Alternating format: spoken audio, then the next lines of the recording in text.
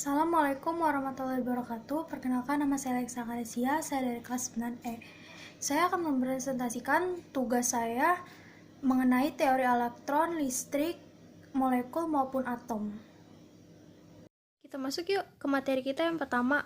Apa sih teori elektron itu? Sebelumnya ayo kita baca dulu pengertian dari teori elektron yang dikemukakan oleh Democritus. Ia mengatakan jika suatu benda, zat, padat, cair maupun gas dibagi menjadi bagian yang kecil dan bagian tersebut masih punya sifat asalnya disebut molekul. Sedangkan molekul tersebut dibagi lagi menjadi bagian sangat kecil dan tidak memiliki sifat asal disebut atom. Nah, jadi bisa kita simpulkan bahwa molekul itu merupakan zat yang dibagi menjadi bagian terkecil namun ia masih punya sifat asalnya. Sedangkan atom itu molekul yang dibagi lagi menjadi bagian sangat kecil namun tidak memiliki sifat asalnya. Itu merupakan teori elektron dari Democritus. Nah, ini merupakan Democritus. Ia merupakan salah satu penemu teori elektron yang barusan saja saya jelaskan. Ini ada biografi singkat yang saya ringkas dari Wikipedia tentang dirinya. Ia merupakan kelahiran Yunani. Ia seorang filsuf yang termasuk di dalam mazhab atomisme. Kita masuk materi kita yang kedua, yaitu perbedaan dari molekul dan atom. Itu tadi sudah kita jelaskan di materi kita yang pertama. Namun di sini perbedaannya lebih mendetail ke dalam sifat-sifatnya. Pertama kita pahami dulu apa itu molekul dan atom. Sama seperti tadi materi pertama kita. Molekul gugusan secara elektris netral yang tersusun dari dua atau lebih atom yang saling berkaitan melalui ikatan kimia. Sedangkan atom suatu satuan dasar materi yang terdiri dari atas inti atom serta awan elektron bermuatan negatif yang mengelilinginya. Jika kalian susah dalam memahami bahasa, kalian bisa membaca kembali materi 1 yang tadi saya jelaskan. Itu lebih mudah dipahami. Nah, pertanyaannya di sini adalah apa sih perbedaannya? Nah, ini dia perbedaannya. Saya mengambil 2 contoh. Yang pertama adalah molekul merupakan sekelompok 2 atom atau lebih yang digabungkan bersama. Itu untuk molekul. Sedangkan untuk atom, partikel terkecil dari suatu unsur. Nah, molekul ini merupakan 2 atom yang digabungkan bersama. Sedangkan atom ini partikel kecil dari suatu unsur saja, tidak digabungkan. Yang kedua contohnya, molekul dapat dilihat melalui mikroskop yang sangat besar. Sedangkan atom tidak bisa dilihat melalui mata kasar atau melalui mikroskop pembesar. Nah, ini merupakan penjelasan lebih singkat molekul dan atom. Sama seperti materi kita yang pertama, ini pengertiannya juga lebih singkat. Ini lebih singkat dari yang pertama. Nah, ini merupakan contoh gambar molekul dan gambar atom. Kalian bisa lihat bentuknya tentu berbeda. Langsung aja masuk materi kita yang ketiga, yaitu penjelasan dari proton, neutron, maupun elektron. Yang pertama adalah proton. Proton adalah partikel subatonik simbol P atau P+ dengan muatan listrik positif plus Li, muatan elementer dan massa sedikit lebih kecil dari neutron. Sedangkan neutron atau netron adalah partikel subatonik yang tidak bermuatan. Lalu elektron adalah partikel subaton yang bermuatan negatif dan umumnya ditulis sebagai E. Baik, coba kita simpulkan dari ketiga ini. Jadi, proton itu adalah partikel subatonik yang bermuatan positif. Sedangkan neutron adalah partikel subatonik yang tidak bermuatan. Lalu elektron adalah partikel subatom yang bermuatan negatif. Proton dan elektron.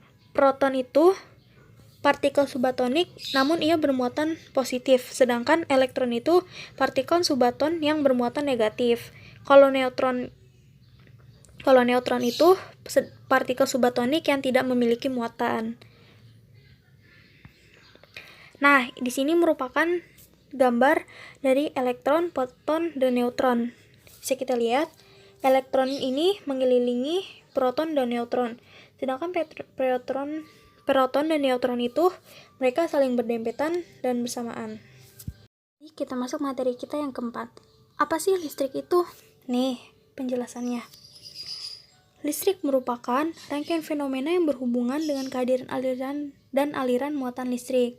Listrik ini menimbulkan berbagai macam efek yang telah diketahui seperti petir, listrik statis, induksi elektromagnetik, dan arus listrik. Nah, ini dia merupakan penemu listrik. Ada 2 orang. Yang pertama adalah Harvey Hubble II. Ia merupakan seorang penemu, pengusaha, dan industrialis Amerika. Kalian bisa baca selengkapnya di Wikipedia. Ini merupakan ringkasan dari saya. Yang kedua ada Alexander Nikolaevich Lodigan, yang dikenal yang setelah imigrasi ke AS sebagai Alexandre Delodigan. Ia merupakan seorang insinyur dan penemu listrik Rusia, salah satu penemu bola lampu pijar. Nih, ini merupakan cerita biodata diri singkat dari penemu listrik di dunia. Lanjut ya, kita bahas pembahasan kita materi yang kelima, pengertian alus listrik AC dan DC serta perbedaannya. Yuk kita bahas pengertiannya dulu. Sebelum itu kalian baca ini. Listrik AC tipe AC atau alternating current sering disebut sebagai arus bolak-balik. Sedangkan tipe DC ini direct current sebagai arus listrik searah. Ini merupakan gambar dari arus listrik AC dan DC. Kalian tentu nggak asing sama gambar ini. Nah, ini merupakan pengertiannya. Arus bolak-balik atau yang tadi disebut sebagai arus listrik tipe AC memiliki arah arus yang diubah secara bolak-balik. Sifat arus bolak-balik berbeda dengan arus arah yang arah harusnya tidak berubah-ubah terhadap waktu. Kalau arus arah atau arus tipe DC adalah arus listrik yang nilainya tidak berubah. Arah pengaliran arus listriknya hanya positif atau hanya negatif saja. Nah, apa sih perbedaannya? Tentu aja ada perbedaannya. Nah, ini saya menyimpulkan 3 perbedaannya. Yang pertama itu ada arus AC. Arus AC adalah aliran listrik di mana besar dan arahnya harus berubah-ubah secara bolak-balik. Sedangkan arus DC adalah aliran listrik hanya dalam satu arah. Tentu aja namanya aja arus AC dan DC. Yang kedua yaitu arus AC. Penyebab dari aliran elektron pada arus AC itu adalah magnet mengitari sepanjang kawatnya. Sedangkan arus DC, penyebab dari aliran pada arus DC itu adalah magnet yang stabil di panjang kawat. Berarti kalau misalnya arus AC itu magnet yang mengitari sepanjang kawat, sedangkan arus DC itu magnet yang stabil ada di sepanjang kawat.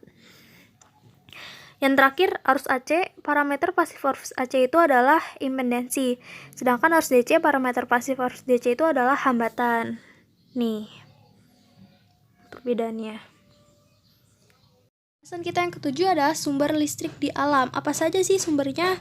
Ayo, sambil kita belajar, kita main permainan.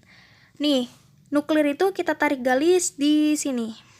Nah, yang kedua ada minyak. Minyak di mana? Tentu aja di sini minyak. Nih, ini adalah pabrik minyak.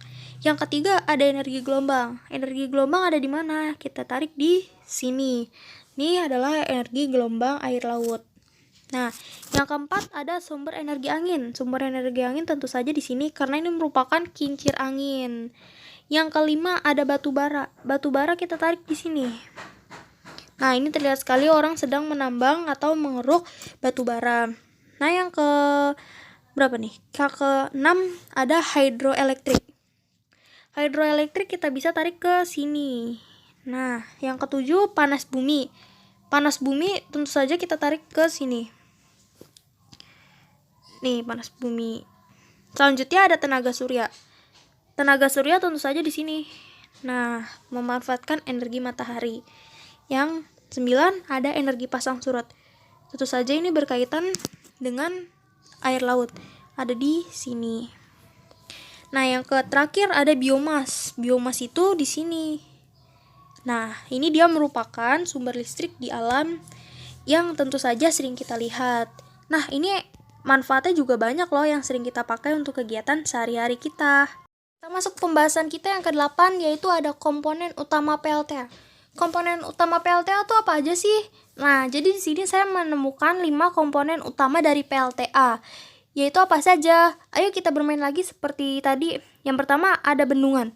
Bendungan itu di mana sih? Tentu saja bendungan tuh di sini. Lanjut ke turbin. Turbin itu di mana? Di sini. Nih. Nah, generator itu ada di sini. Nah, yang terakhir ada jalur transmisi. Jalur transmisi di mana? Di sini. Nah, dan kita ke level 1 penstock. Penstock di mana? Di sini. Nah, ini merupakan komponen utama PLTA. Ingat ada 5, yaitu bendungan, turbin, generator, penstock, dan jalur transmisi. Kita masuk ke pembahasan terakhir kita, yaitu apa sih kelebihan PLTA. Nih, yang pertama, kelebihan PLTA itu, respon PLTA ini menyesuaikan dengan beban yang dibutuhkan, dan responnya itu juga cepat. PLTA ini cocok nih digunakan pada tipe PEAK, di mana tipe ini untuk kondisi beban puncak yang besar dan digunakan pada saat terjadi gangguan jaringan. Lalu yang kedua, PLTA ini merupakan energi yang ramah lingkungan, bebas dari karbon emisi, dan tidak menyebabkan polusi yang berakibat efek rumah kaca. Nah, pembangkit listrik ini juga memiliki gas emisi yang lebih kecil dari pembangkit listrik lainnya. Nah, ini merupakan 2 keuntungan yang saya simpulkan dari kelebihan PLTA. Terima kasih banget yang udah menyaksikan penjelasan saya melalui PPT yang saya buat tentang makna teori elektron maupun listrik, molekul, dan atom. Nah, untuk kalian yang misalnya belum paham, kalian bisa ulang videonya ataupun kalian bisa catat di buku. Itu saya buat dalam bentuk yang lebih ringkas lagi. Terima kasih, sekian. Wassalamualaikum warahmatullahi wabarakatuh.